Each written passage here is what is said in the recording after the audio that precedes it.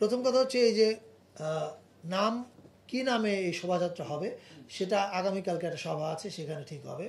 দ্বিতীয় আরেকটা কথা বলতে চাই আমি আপনাদেরকে, সেটা হচ্ছে এই যে এবারের দুইটা জিনিস। একটা হচ্ছে মঙ্গল শোভাযাত্রার কথা যদি বলি, মানে অনেক হিস্টোরিক টার্ম, এটা কিন্তু মঙ্গল শোভাযাত্রা নামে শুরু হয়নি, আপনি জানেন নিশ্চয়ই।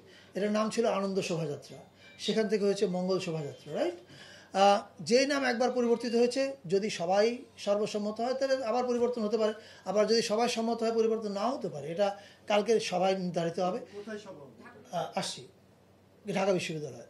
আরেকটা প্রসঙ্গ হচ্ছে এই যে এবারের উৎসবটা কিন্তু আর শুধু বাঙালিদের না, শোভাযাত্রা যেটা, এটা আর বাঙালিদের শোভাযাত্রা না, গারো প্রত্যেকের। ফলে আমাদেরকে দেখতে হবে যে আমরা এমন একটা নাম যেন না দিই যেটা শুধুমাত্র আমাদেরই হয়, ওরা আর ইনক্লুড হতে না পারে, ওরা যেন ব্র্যাকেটে না পড়ে যায়। You know what I mean? So এইটা নিয়ে কালকে আমাদের আলোচনা হবে।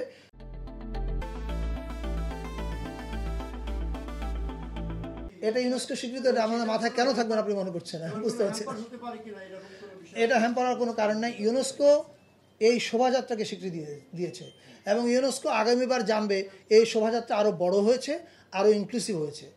সো ইউনেস্কো এটাতে খুশি হওয়ার কারণ হবে, আপত্তি করার কোনো কারণ নেই। কারণ আমরা বরং এতদিন আমাদের দেশের অনেকগুলো জাতিগোষ্ঠীকে মাইনাস করে এসেছিলাম, আমরা এটাকে সংশোধন করছি।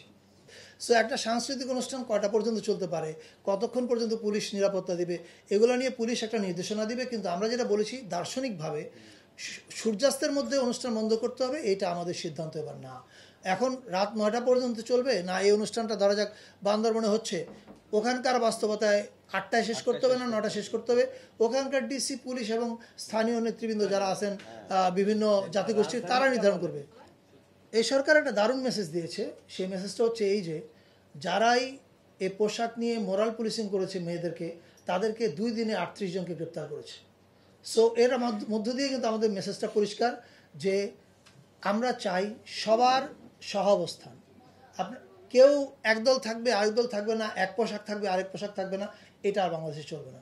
সবার সহাবস্থান থাকবে।